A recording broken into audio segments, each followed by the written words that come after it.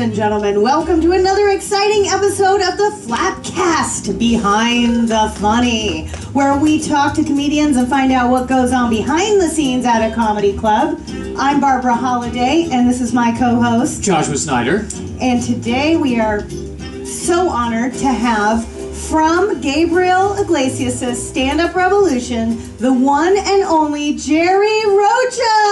Hey, thank you. Hi, everybody. Thanks for having me, Barbara. Thanks, Josh. Thank you. Welcome. Thank you very much. For being here. Welcome it's exciting. to the FlappCast. It's nice. I'm digging it. I'm already digging it. I'm already in. Well, it's great. Jerry's going to be our headliner this weekend in Burbank, Yes. April 11th and 12th, Friday and Saturday, 8 and 10 o'clock shows. Come on down. So, Jerry, a lot of people may not know your name, I have to say, but a huge compliment would be that Gabriel Iglesias literally hand-picked you. It was nice. To be part of his Stand-Up Revolution show. It was really an honor. How did that happen? Well, so I started in Texas, Dallas, my hometown, and another Dallas comic, Christella Alonso, who's a good buddy of mine. Love Christella. She had basically just said, you got to check this guy out. And then also another guy who works with Gabe named Alfred Robles, a very funny comic also, did the same thing. And then so Gabe just started watching a couple of clips of mine on YouTube, and then I got a call that hey, we want you to come audition for this show. And I never met Gabe, and the first thing he says when I meet him, he starts quoting one of my jokes to me. Wow. And I was like, whoa, yeah. I was like,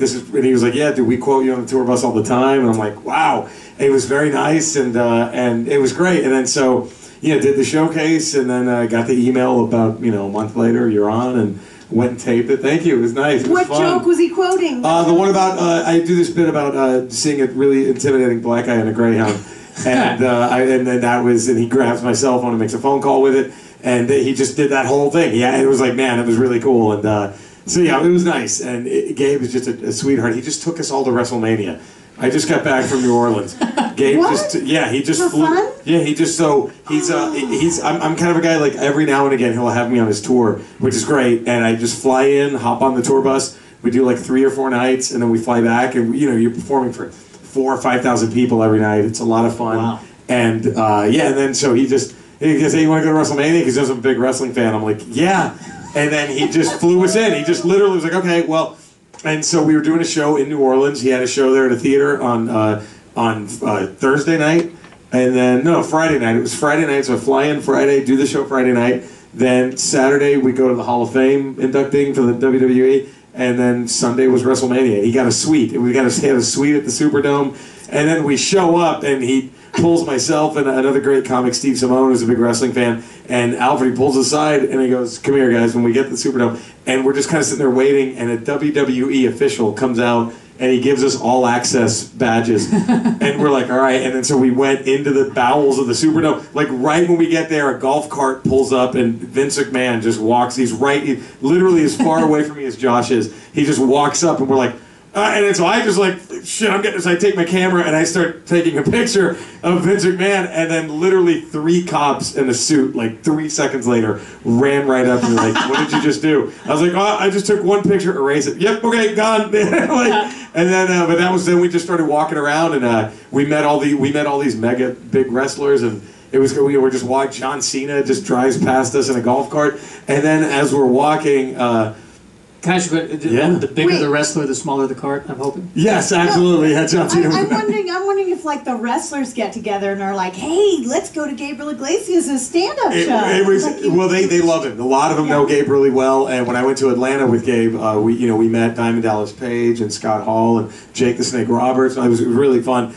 And and just to know, like, how they all know, so we see John Cena go past the golf cart, and then we hear this voice going, hey, is that Fluffy, you son of a bitch? And we look up, and it's Stone Cold Steve Austin, and he just walks up and gives Gabe a big hug, and say, no, we get to meet Stone Cold. It was tremendous. It was really fun. Like, it was like a total, like, I should die soon, because it was like a Make-A-Wish thing. And you didn't even have to do stand-up on that trip. Just one night, just Thursday night. It's 7 minutes in front of, 4,000 people. And then, comics work so hard. It was a tough life. It's a tough life. It really is. It was...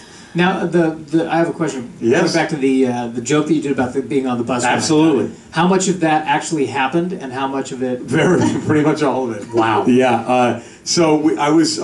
I'm a big. I'll tell you this story if you don't mind. Go for it. All right, so I lived in New York for a minute, right? And New York I loved minute? it. Oh yeah, and man, it was. I love New York. I love LA Where too. in New York? Queens, Astoria, Queens. Oh, Ridgewood. nice.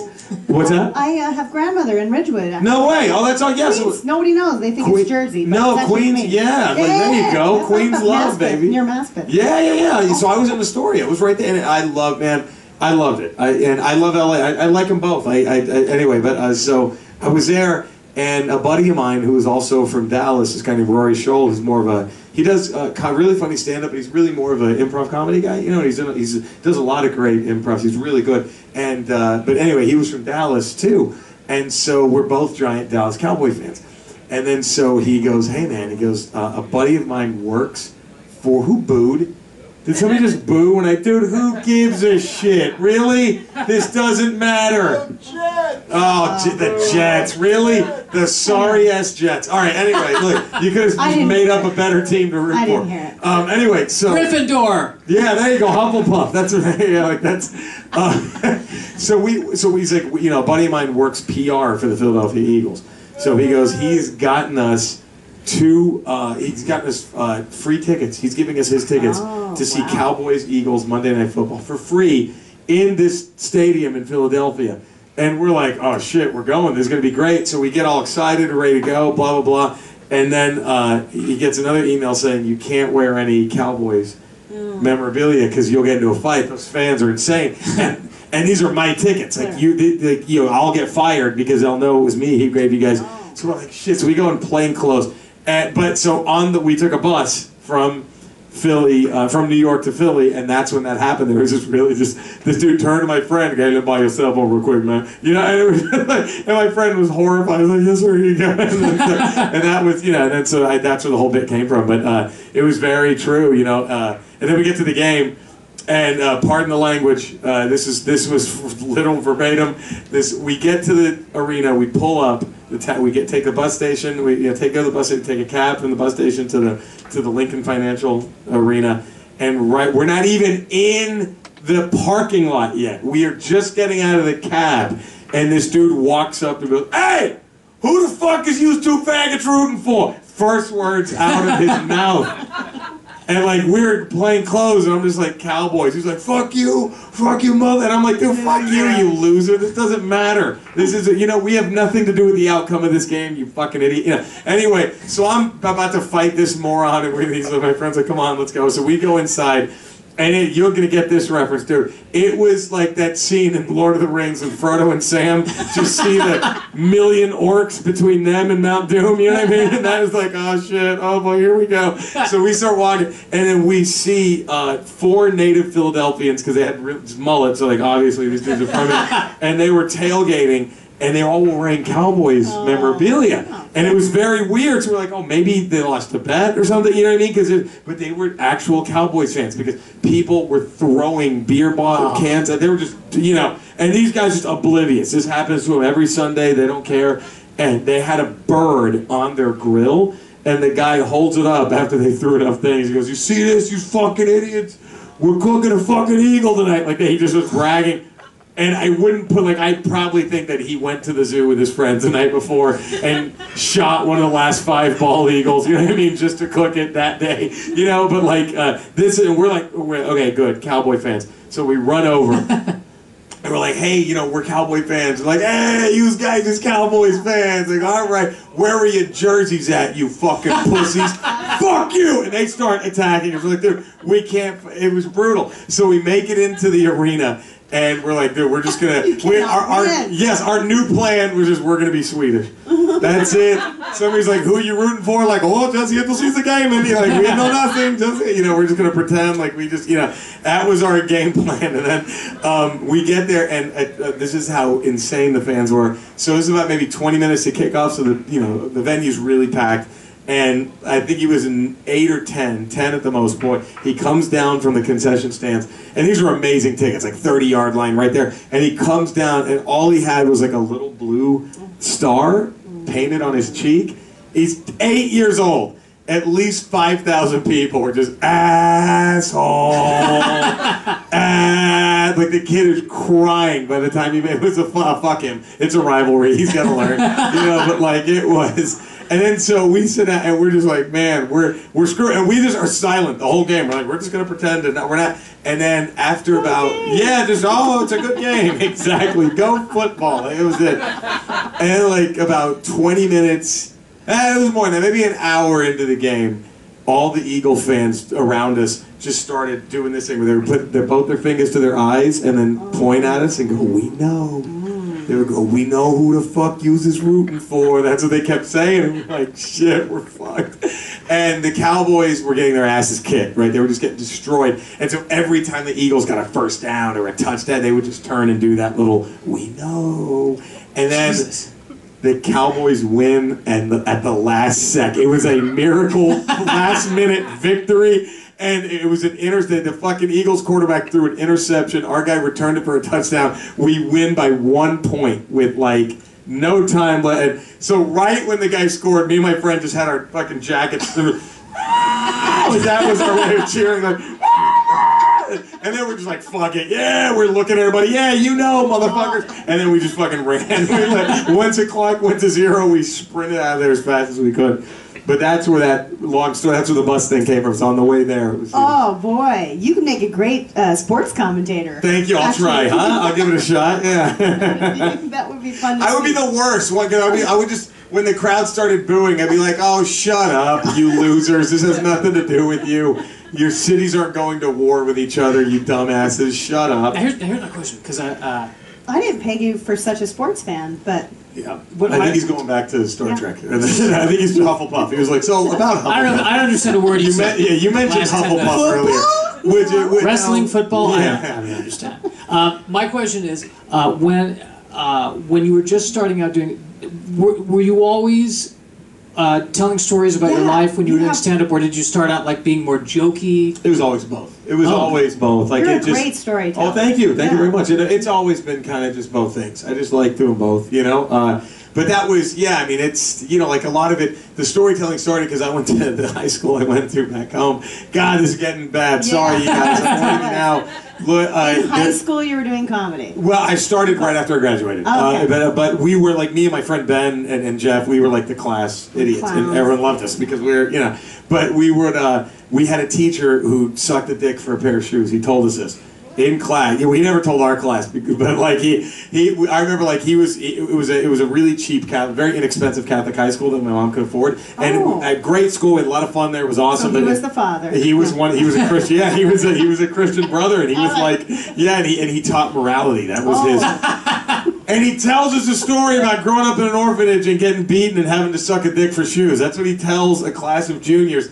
So we I think the storytelling came from just we would always make up because we never got to hear the story, so we would always make it up, like we were trying to outdo each other. It was like our version of the Aristocrats, you know what I mean? It was like that was like how we just kept it that's where I kind of learned how to tell a funny story. Sadly, that poor guy getting molested as a kid is what led to this, but you don't tell high school juniors that, you're not get fucked with. So I remember my friend Joey had his class, he told him, his class got the story. And so so we had him second semester, right? So by first semester, this was legend now, because everybody heard it. And we remember, everyone would come to lunch mortified, you're not going to believe we were just in, brother so-and-so's class, and we just heard this story, and we're like, oh, we can't wait, oh, sweet, we're going to hear the dick story. So that was, and every day he would try to start telling it.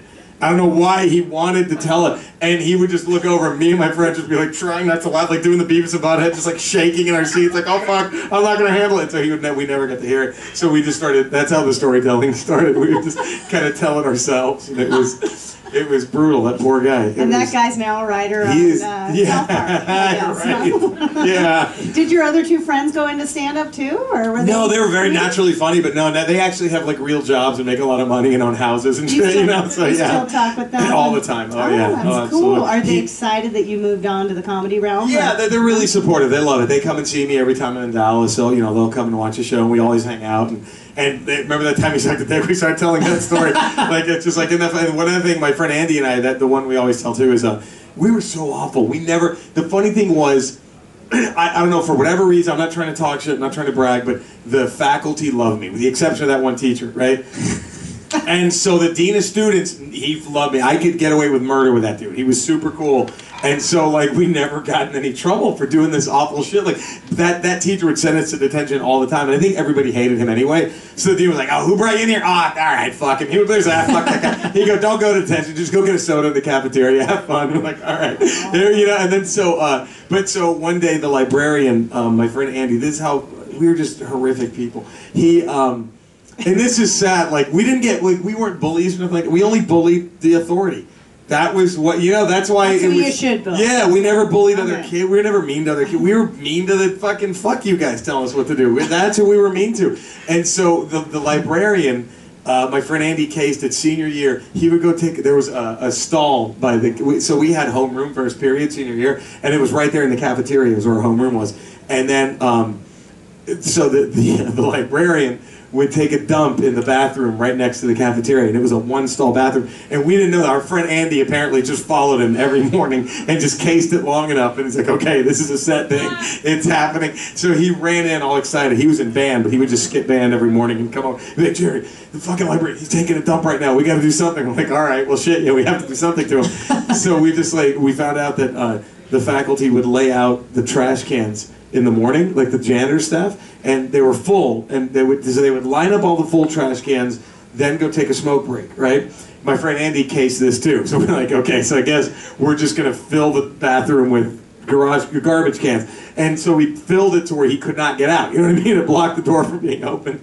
And so as we're doing it, I'll just never forget, we hear the librarian's like, hey, what the fuck's going on? What are you doing, you motherfucker? He starts screaming at us. And then we just, after it was filled, we just turned off the light and ran.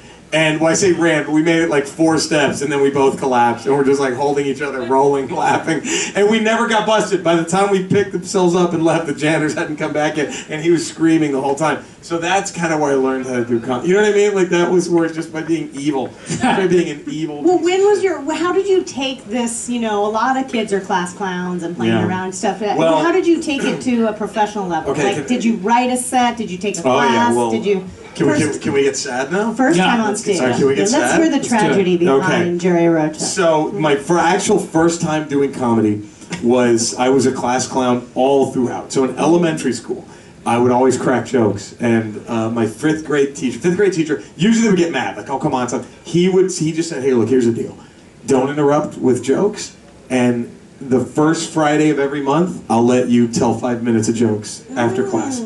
At the end, when there's like, you know, 5 minutes before the bell rings, you can go do jokes. So I would just impersonate teachers. Yeah, and I was killing it, you know, 5th grade. That was my, you know, and that was probably my best set. Honestly, sadly, was still that. That was probably my, but like, easy audience. It was great. And then so high school and all that, and then so I graduated high school, and that teacher passed away. That one, and it was such a bummer. And he passes away. And he was, you know, he was a gay dude, and his boyfriend was also a teacher at that school that I know. That it was really cool. But Catholic school. No, this was elementary. It was public. Yeah, elementary was public. Yeah, no, they would have been burned if they got this one. Yeah, that would have been like, here's what you don't do, folks. Right before the game, we're gonna burn a queer, and then we're gonna start homecoming. Like that was, yeah, no, that was different. Like, yeah, but they were. So I was right out of high school, and I went to community college for like 4 weeks. I'm like, this is stupid. This is just like high school. I don't know what I want to do. And we would always go to this one comedy club in Dallas that sounds like a gay bar. It's called The Back Door. It's still there, but it's not. You know, we would always go there. And in high school, we'd like those, because one of our friends, Brent, a friend of a friend's, was this guy who was like our age but doing stand-up. And so we went to go see him one night and to support him, and he was really funny. And then we saw some really funny comics. We're like, we should keep coming. That became like our Friday night thing, was just to go there. And then so one night I was just there with my girlfriend. They had a little thing, said, hey, do you think you're funny? Try open mic. And I was like, fuck yeah, this is what I've always wanted. So the night before my first ever set, literally the night before, I was working at Blockbuster Music. Do you guys remember that? Yeah. All right, so that's where I was. Yeah, I was working there, and my teacher's boyfriend walked in. What are the fucking odds? Hadn't seen him since 6th grade, And he just walks into that Blockbuster, recognizes me, and he goes, "Hey, what are you doing?" I said, "Well, I'm actually about to start doing comedy tomorrow night." And the dude just starts bawling. He goes, "Yeah, he always thought you would do that." It was crazy. It was like, all right, good. That kind of was like, all right, this is a push I need. Let's do it. And that's what kind of, yeah. That's what, Do you remember your first joke? Oh, it was terrible. Yeah, I said, because I loved pro wrestling, and I was like, what if a pro wrestler were president of the United States? And that was the dumbest joke. It was, but years before Idiocracy, by the way, if I can take credit. I did a dumb impersonation of pro wrestler doing a cooking show. It was the dumbest shit ever. But I knew I was going to bomb, and I knew I sucked. So what I knew what I was going to do was I had all my friends from high school come support the first night, only the first night, because I told them, I said, look, I need to have a good set. I didn't tell them this, but in my brain, I'm like, I need to do good. I know my friends are going to laugh no matter how good or bad it is. So I need to have people laugh, and then so I can, and then I want to suck. I want to bomb, because that's the only way you learn, you know? So that's why I was like, fuck it. So I kind of banned them for like a year. I'm like, don't come see me, you know what I mean? Because I just want to, let's see how I go. You know, that was kind of how I took it. But that's a great lesson, you know, for new comics listening too about it. I always say, you know, have a support team for you, especially when you're starting out. I mean, why not? It helps you build confidence and learn to trust yourself on stage, because everyone bombs. I mean, you can't be afraid of bombing, and then that's where all the strength comes from. Absolutely, it's being able to come back from failure. Yeah, you know, I mean, absolutely.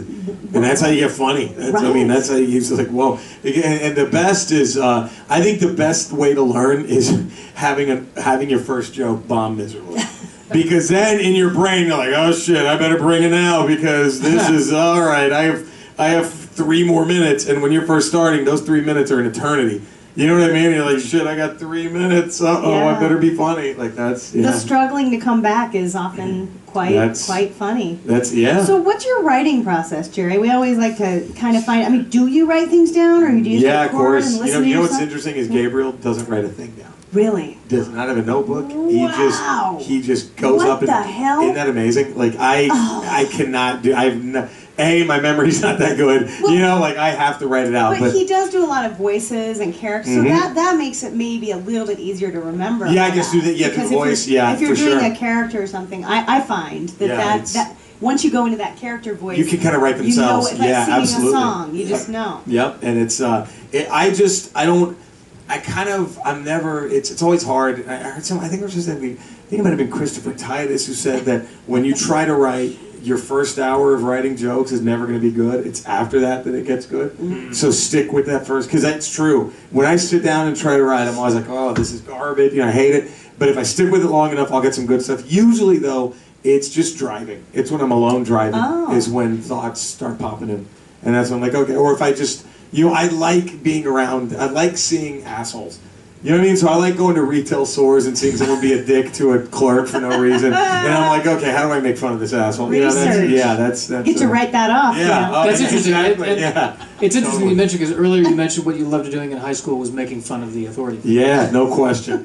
Absolutely. That's how. And that's another way to be funny. It's you just have to. It's this guy Tom Rhodes is the best. He was always watching him is amazing. He's so. You know what I mean? Like, I've got to work with him a couple times, and just you learn so much just watching him, and he's so great. And then there was I forgot this guy's name. There's another great comic who had I love watching Doug Stanhope too. Doug has been really good to me, and Doug was just watching Stanhope up there. It's just like it's awesome. There was a guy who, and of course it's killed me. I forgot his name, but he said comics are supposed to look for the exception. That's what makes a comic funny. Is you have to find the exception in every rule. You have to. That's what we have to do. Advice. It's our job is to find the exception. And I was like, yeah, that makes perfect sense. And then that's it. And then my other thing is I think it's funnier when you lose. The comics who just have stories about how fun it is to bang a chick and who's drunk, but it's like, no, who can relate to that? You know what I mean? The people come to laugh. Yeah, well, of course, but who besides John? You know what I mean?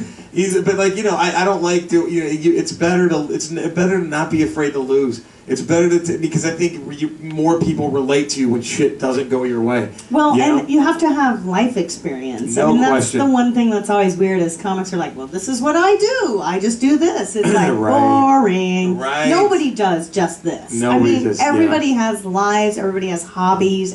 Something else. It's always like pulling I'm always asking comics, what do you know, what do you do, what do you do? And they're afraid to actually tell you what they really do. And it's like, that's the most interesting part. That is what, exactly, who you really are is the most interesting I do mosaic tiling in my spare time. Right. Anyone know that? See, there you go. I didn't know that. That's awesome. I like to break tiles and put them into tables. Right. And, you know, I mean, but so those are the things that you remember about people. Yeah. You know, those. If you come to my apartment, you're going to remember this guy has 40,000 action figures.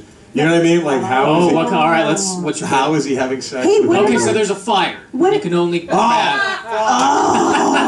question. What is it? Which one? He can't take? Just one? Five. Okay, if one's in a box, if there's 4 in one box, does that count as one? Does that count as 4? No, it's got 5 individual figures. Come on, I'm writing them down just in case. Okay, no question, my NECA San Diego Comic-Con exclusive Teenage Mutant Ninja Turtle set. Okay. Where it was the Eastman and Laird version. All right. And they're black and white. It was variant set. I have those 4 in a box. And that's going. And then Old Man Logan.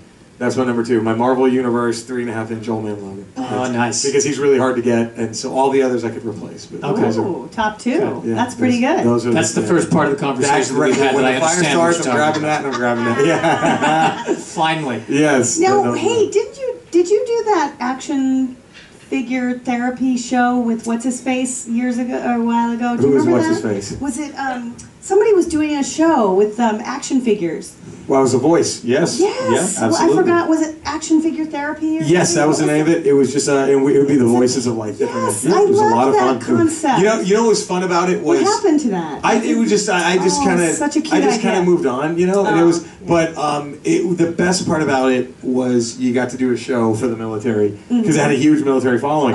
So it's like you get to do a USO tour. You know what I mean? Yeah, it was fun, and they just filmed GI Joes, and I was the voice of the Marine and a Latino troop. Yeah, it was a lot of fun. I forgot who redhead, who what's his face that put it together. God dang it, glasses. Bilek. Oh. Yeah, it was Dan Bilek was the guy who was it. That was his baby. God. Yeah, and it was a lot of fun to do. And Jared Harris was one. Jared Harris. Yeah, Jared was the voice of like the most popular one. Jared. And his character was super funny. And it was fun just getting to work with guys like Jared. You know, just kind of being on a thing with them was fun. Like, sadly, we never got to record anything together, but it was still fun. Yeah. Seems like something like that would have a cult following. It did, yeah, it definitely did have a cult. It did have a good following. Yeah. So, do you have any projects?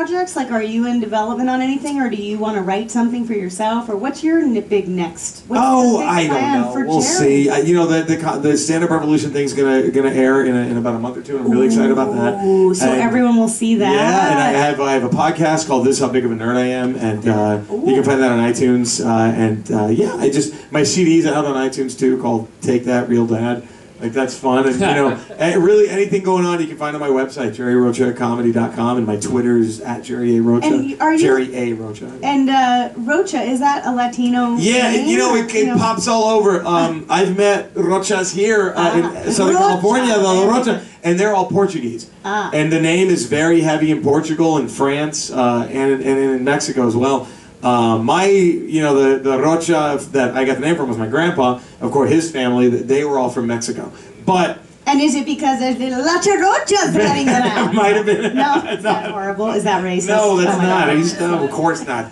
But no, it's not right. But like I think now everyone will remember how to say your last name though, because they say Rocha. Well, no, I think it's like La Cucaracha is. Racha, yeah, Roaches. This is a Rocha. Rocha, I've been called everything. I love it, but I never get. What does it mean? La Cucaracha. It doesn't mean. Rocha, it just means it's just a last name, I think. Yeah, but there was a. So I think we probably, my grandpa's, whatever, great people probably came from somewhere like Portugal or France, I guess, to Mexico.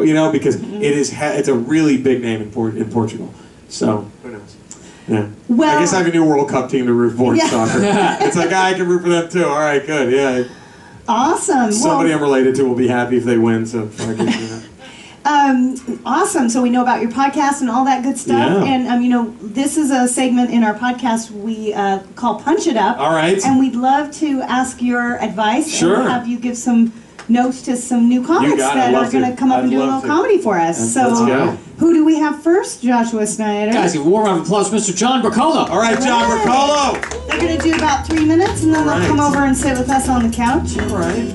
Welcome, John. Hey, how's it going? Good. Is that like too intense? No. Not bad, no. It's good. I like intense. Beautiful day. Intense. Oh. I'm intense because I'm bald. I love it. I'm also racist by default because I'm bald. I get that all the time. It's my absolute favorite thing to do is just walk around and have a random guy just come up and say racist jokes to me. It's perfect. It's my every Monday through Friday night. I mean, really, they just love that. It's the best thing. You can also do other things when you're bald too, like play a racist in Hollywood. That's I don't have an agent or anything anymore. It's every Monday through Friday. Hey, we have an audition for a racist guy. Come on in. Couldn't really pull it off. So I was recently destroyed by the passing of my favorite holiday. My favorite holiday, because I'm a very self-indulgent person, is Valentine's Day. I love Valentine's Day. There's candy, there's chocolates, there's sexy lingerie and windows. And it's also the best part, you can buy porn anytime and it's okay. You can go into any shop on February and be like, porn please, and they're like, okay, here's your porn, happy Valentine's Day. Every other month it's, here's your porn, go die alone somewhere. But lately, this year, it was actually kind of crushed for me. My Valentine's Day turned into like a horrorscape. All the sexy lingerie dotting all the windows was transformed into these horrible, horrible bondage pieces featuring spiked metal, coming out of bras and panties. Every storefront had them. Guess, Express, Spencer Gifts, every place had all these spikes coming out of bras and panties. Come on, really? I mean, I know somewhere someone's like, John, girls like that, they think it's sexy. No, 90 puncture wounds during foreplay is not sexy to me. I can't figure that out. I didn't want to think about that. It doesn't make any sense when a woman wears that and then say that we're on a date and we get to that special part where you shred off your clothing for me and you reveal spiked bondage gear. I mean, what are you trying to say to me? Is this like a come fuck me if you dare? Is that what you're saying? Come and touch, might get caught, but I'm worth it. I mean, I don't know. Unless this is like a sexy blood drive, I'm out. I'm hoping at that point my penis sends a message to my brain and it's just like, John, no, whoa, hold on a sec, stop, take a step back here. We do not have enough Neosporin at home to cover this situation. That's pack me up, let me go home. I like being attached to you, we have good times. Please, God. I really couldn't figure it out. I mean, I just don't know who's attracted to that. I can think of maybe 3 types of people that could really pull off spiked metal bras and panties. It'd be like Lady Gaga, maybe Raiders fans, and fucking Klingons, okay? That's the third. That's actually the absolute one. That's your target audience if you're selling these things. Klingons, a fictitious race of monsters. I love it. It just makes no sense to me. Kind of like Christian rock music. It's just, to me, an oxymoron. I was recently approached to do a Christian rock show, and they wanted me to be the MC. They were like, John, we like you. We want you to be the MC. We're going to have this 2-hour-long festival. And I had to stop him right there. The only thing I could think was, well, actually... Finish it. Oh, sorry. Actually, the first thought in my head was like, I can't believe that this man thinks I have, like, he doesn't even know me. He thinks I have this, like, bright, awesome, metallic soul, and it's pure and everything. And the only thing I was stuck on was, like, I can't actually swear for 2.5 hours. No, fuck I say to that. I'm sorry. Goodbye. Thank you. And I just sent him off on his way. Thanks, I'm John Ricola. All right, John. Hey, grab that mic, come over and say hi to us. All right, now Hi, so nice to meet you. Buddy, good set there. Yeah. that guy. Pleasure seeing you again. Nice to see you too. Oh, how sweet, so professional. Yes. I try. I I like work it, in a I like professional environment that I Where do you get work? to play. I'm a retail optician. Nice. All Oh right. gosh, hard. I need help. I can see me later. Yeah, I can put on the professional. Wait. Glasses, A retail up. That's like sort of like That's the like the shitty ninth one. level of that's hell. Okay. Yeah, that's What do you like mean? the Costco. That's guy, Target? right? You work at Target? I work at Costco. You're the eye guy at Costco? You do bulk Yeah. eye Nice. work. You're like Nice. you're like the bulk eye guy. Yeah. You Yeah. get 80,000 lenses. It's great. I have like a line, like a bar in LA, but for people wanting eyewear. Okay, I got a question real quick before we launch into the critiques, all right? I have really nice frames that was accidentally sent to me at no cost. I love them. Accidentally. I swear I don't know how the fuck I got them, but I'm like, Right. and so I'm like, all right, can I just get lenses for them and pop them in? Yeah, you can have someone. You can just bring them as long as they're ophthalmic wear. Most places can do them. Oh, okay, cool. But I at Costco- probably need a new eye Yeah, test. but I get an eye exam and then It's get like the new every 2 lenses. years you can do it. Usually, I think- if you have one that's valid, anyone will take it. Perfect. I know mine's already expired. I think it was like 2011 when I got Damn it, really? So I had to- Come on, man. So I had to take the new eye exam at Costco, and then you can get my prescription right then and there. Yeah, and and we then can you, just- like if I'm super blind, will it take a while to get the lenses to come in, or? Yeah, they're made in San Diego. Oh, okay. So how long does it take? Actually, it's China. Everything's How long does made it in- take? It takes about 7 to 10 days because our That's lab's in not San Diego. But you get 12 at a time. So, You get 13. Yeah. You get I'm gonna 45,000. give you 40 lenses. You can interchange. All I'm different in. colors. Thank you. All right. Well, let's start this. Well, I was going to say, how long you been doing comedy? About a year and a half now. Oh, so... I've just You're been a doing baby. open mics and Jesus, everything. you're a just- baby. Yeah. No, they are there. Well, I started a while ago, and then I stopped because I needed things Why? like a car and everything. Why And not? I get What? married. Is this and your I'm older. passion? This is yeah. Then don't fucking stop. I it. actually cut ever myself stop. at work Then down to don't part ever- time to just go Good. into Don't it. ever stop. Look, dude. I love it. Yeah. First of all, I'll say this. That took balls that you just like. Man, a year in, I would shit my pants having to do a show for 3 people recording a podcast and 1 cool person. You know what I mean? Well, but I like how you just said, "Fuck it, I'm going in, I'm doing it." I like it. Yeah, every opportunity I get, I just take. It was good. It was Thank good. you. I That's appreciate smart. that. I think I tell you what though, I like your funny lines and stuff. I mean, I don't like critiquing and telling you what to say and stuff like that because I think you'll find that on your own and stuff. But Well, like, I do. yeah, No, Barbara kidding. probably I'll do that. I'll she'll do get that. you. No. But I think the best part of your set was at the very beginning when you were just naturally telling us about your skinhead stuff. You know how you look Yeah, racist? yeah. Because that seemed more like we were just buddies and you were talking, and And that then was you right. went into your material, weirdly enough. Yeah. You Yeah. even told us that you Yeah, were doing I it. didn't even know if we were starting yet. Or Yeah, that was the fun. Perfect. That Yeah, I was was the like, let's roll it. that was the best shit though. Was Yes. talking about being a skinhead. That was like about looking racist and all that. Awesome. That's how you open. And remember, don't act like. You know what I mean? Because that was such a you Everything- cock blocked yourself by Yeah. going. Oh, I guess I'm going to start my jokes now. Huh? No. Like I already thought you had started. I was like, Yes, oh, of well, course you this started. is. I was like, oh, this is better. Don't go into your bits. Just keep doing this. You know what I mean? That was so. Note Please, taken, definitely. Yeah, please. Well, that's years in doing this thing that you learn. I think it's like it's always hard to go from okay, now I'm going to tell my joke. The minute you get up here, You're it in. doesn't matter how. What I always remind comics is it doesn't matter how you get the laugh or why. If you are getting the laughs, you're doing the job of a comedian. Yeah. So you know if you happen to trip when you walked up on stage and they laughed. So what? Play with it. Right? Yeah, I mean, run you with go, it. oh, well, I didn't mean that wasn't part of my act. Then you ruin that laugh, right? Whatever they're laughing at, you start, what you learn over time is to enjoy that what they're laughing at is okay. Yeah, right? And And it becomes part of who you are. Yeah. I would never go, okay, I'm starting my joke. No, fuck that. Just do it. You were doing, I agree, same sort of thing, actually. Thank you. I did have a couple ideas though for you. I sort of saw a tie back when you got to the spikes about maybe that is sexual lingerie for the racist, right? perfect. Calling back to That's true, spiky yeah. Ball man stuff street, could be. yeah. I mean, that was just something I kind of heard in there that Right. might be fun. And then also, you look a lot like, I'm just gonna say this, the guy who won American Idol, the Daughtry. musician. Yes. That every Monday through Friday too. Okay, I wouldn't. Oh. I'm gonna say. I've been as never. far as having Japanese tourists come up and tell me. See? And I didn't even get to fucking tell them, no, stop it, go No, you away. shouldn't. Okay, but here's a fun thing to do with that is you don't necessarily have to say, but you could address like I'm not the I'm not the American Idol, I'm a racist. Oh wait, maybe I am the American Idol guy or whatever. Actually, I think I liked what you just said. Yeah. That's a funny. You just telling that story. That'd be funny. Say Yeah. like I take pictures of Japanese tourists. Yeah. Like just say and I'm not him, Right. but I do it. Like, Yeah. Dude, it's fun. Yeah. I don't even like- I don't even correct it anymore. I just Yeah, say, cool. like, Do sure, it. Take yeah. advantage of that. I Buy me mean, something. Right. Yeah. being in tune with the perception of the way people see you is like a huge advantage for a comic. If you understand that people see that in you and you're able to address it, you get huge Yeah. kudos Just don't for build that. your whole set around it because No. if he dies, then you're fucked. You're totally fucked. And you'll be like, oh, remember that guy? Then it'll be irrelevant. Oh, there's one every year that looks Yeah. like him. Anyway, just insert rocker Yeah, dude yeah. here. Caleb just has hair. Yeah, year. exactly. That's all. That's it. If you're watching, of course I do. So anyway, good ideas. Good job, buddy. Keep doing it. Thank you all.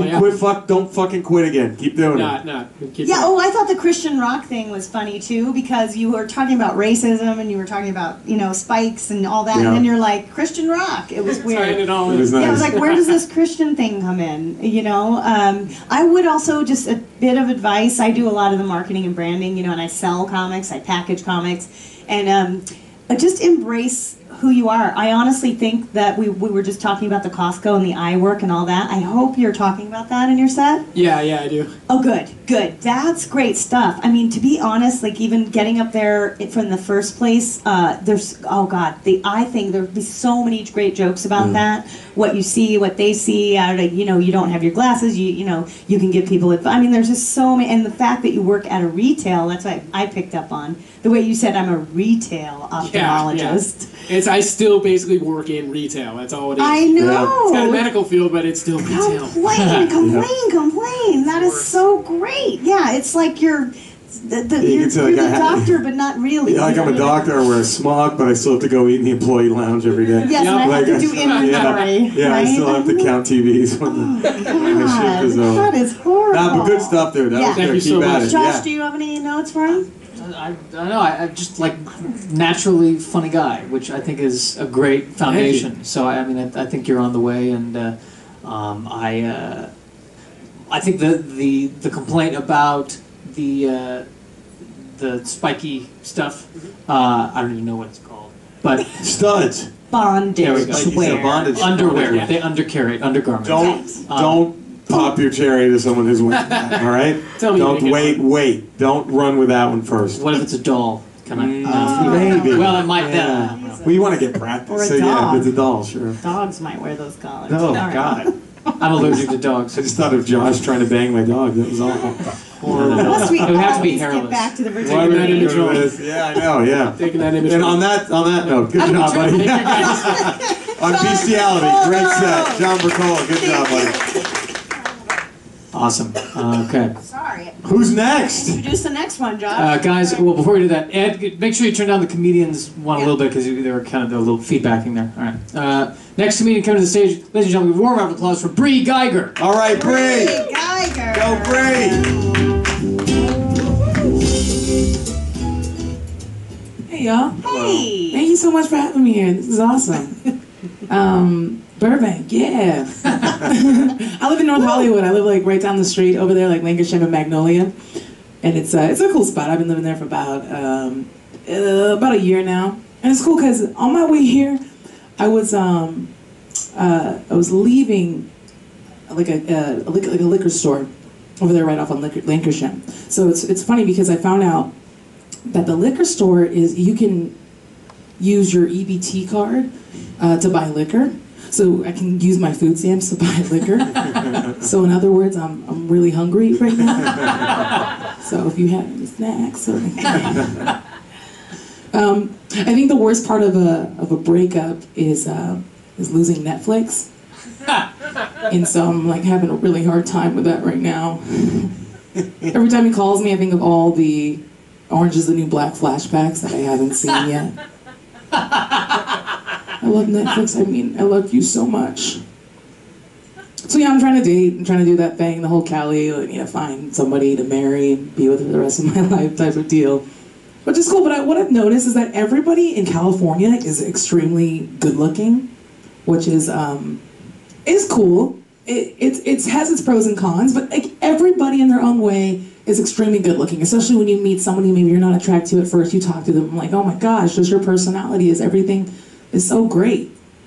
Like the other day I came out of work, right off on Hollywood Boulevard, and I was just walking right off work, and I heard this, hey baby, come on, why don't you turn around, come on baby, go on and turn around, it's me, your man, baby, come on, I want you, baby, turn around.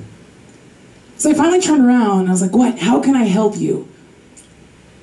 And there I saw the best looking bum I think I've ever seen in my entire life. It was really cute. He had like 2 teeth. He said, hey baby, I've been following you for these past 3 blocks, and I want you to know, baby, that I'm in love with you. Okay, I want you to come with me. I want to do you, baby. I want to marry you. Me, you, my sleeping bag, right here on this Marlon Brando star, baby. So we did it. And my brother just got a brand new baby, a brand new as opposed to being used, which is cool. Good for him. But when he was the shower and all like the parties and all those things were happening, I was like, man, this little guy has more things in his life than I will ever have. Like his $3,000 baby crib is more than what's in my bank account right now. That's crazy. And he didn't do shit. You know, like he laid there for 6 months or 9 months, whatever the hell, 9 months eating feces and watching X Factor, watching American Idol, getting his doctorate on. Didn't do shit. And so, I can finish it there. I can stop there. All right. Cool. Great. Go ahead and bring that microphone on over here. Come say hi. Yeah. Hey, Bree, thank you so much. How long have you been doing comedy?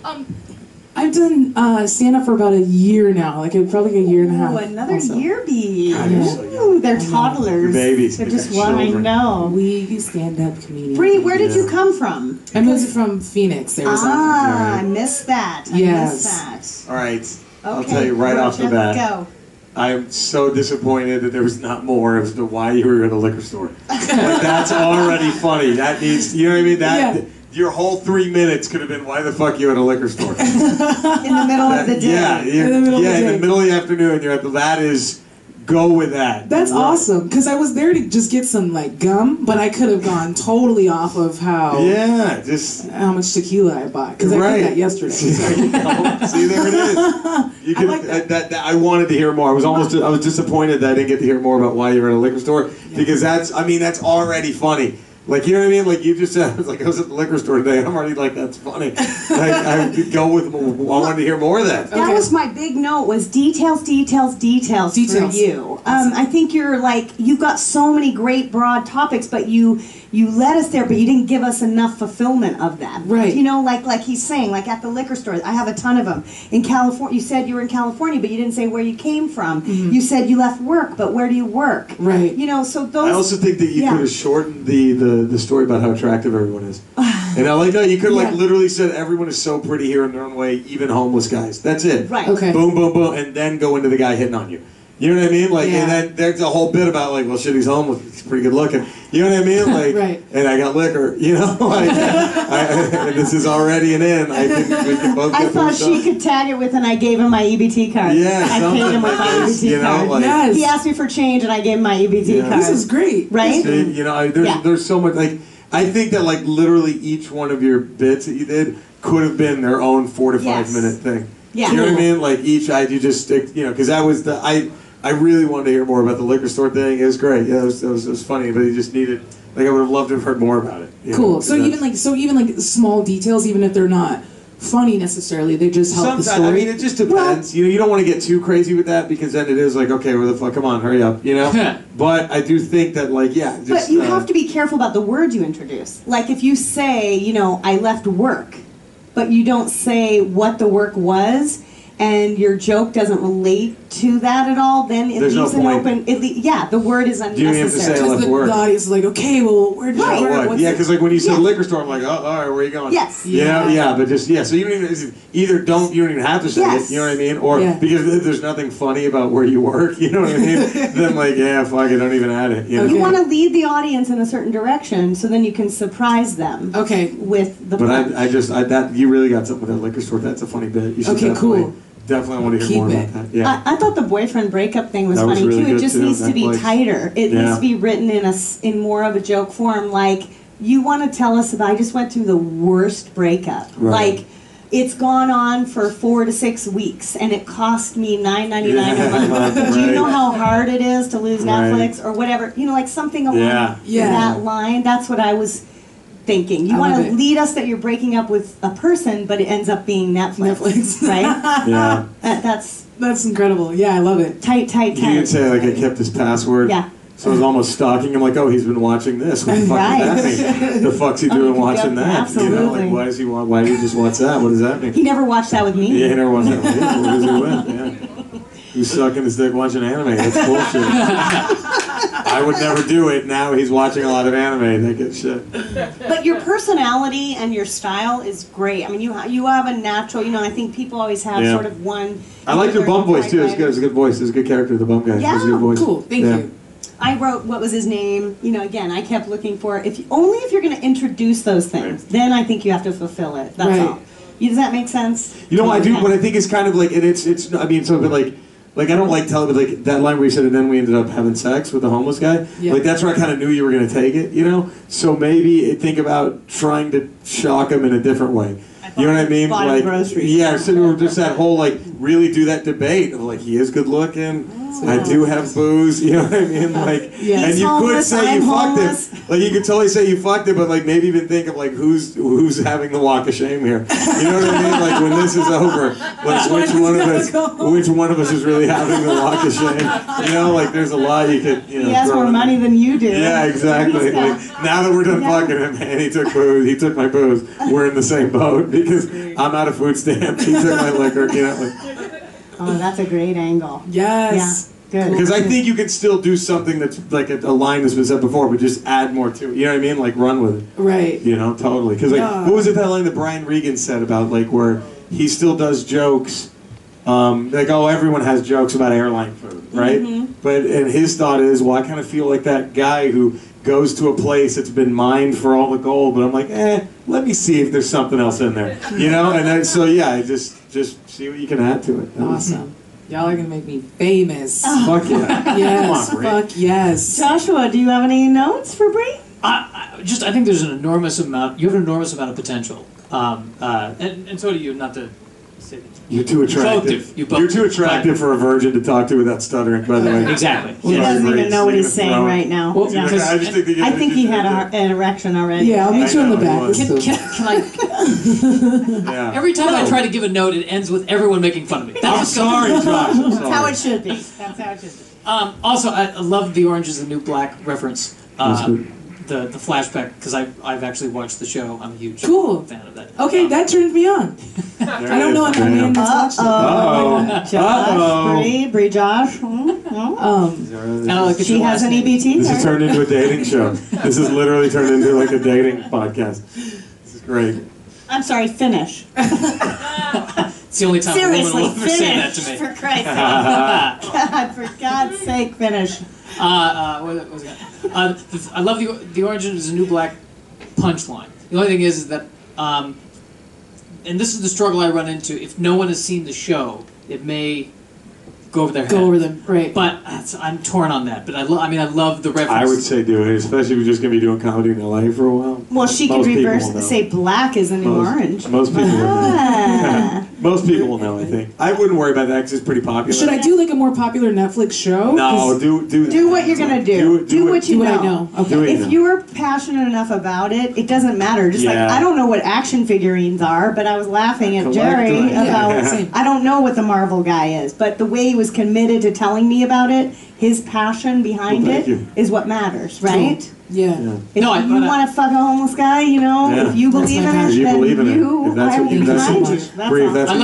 I mean, actually, because those in that show, every single episode had a goddamn flashback, and I don't know.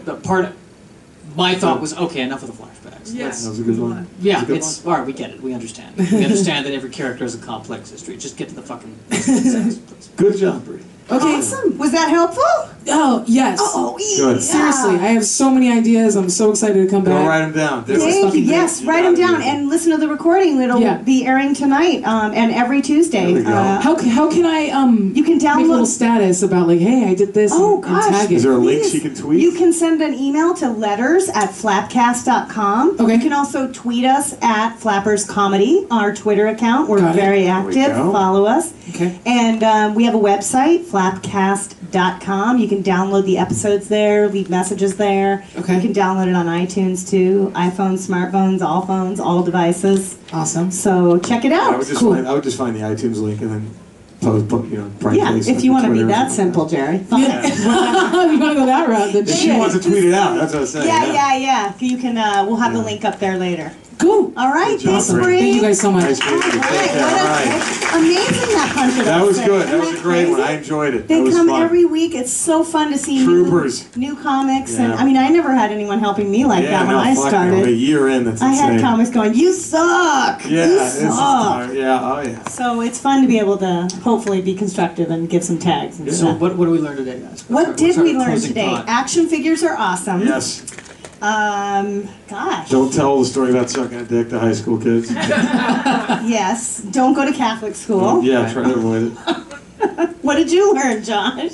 What did I learn? I learned that I thought I was alone in my hatred of those flashback sequences.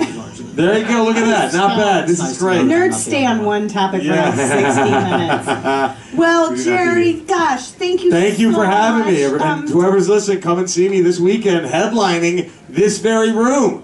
April 11th and 12th, Friday and Saturday, right here, Flappers in Burbank. Excellent. And you know, if you want to email us and give us a little code, Stand Up Revolution. Oh, let's do we it. can comp you a couple There of it tickets is. to Have see y'all hear Jerry's that? show this The weekend. code is Stand Up Revolution. What's the email? letters@FlappCast.com. Bam! There we go. And don't forget to visit our website, flapperscomedy.com. And as you heard, tweet us at flapperscomedy. We have a Facebook page. We also have a new app. It's called the Flap app, and it's pretty awesome. We also have Adam Carolla coming Nice. on April 16th, if you haven't already heard this. As well as we added a new Felipe Esparza show on Thursday, April 17th, Sweet. because the whole weekend is already sold out.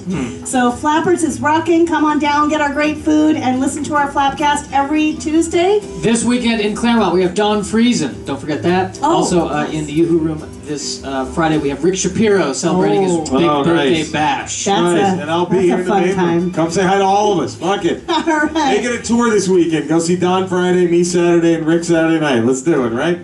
Thanks everyone for joining us. Flap out. All right. Thank you. That was fun. Thank you.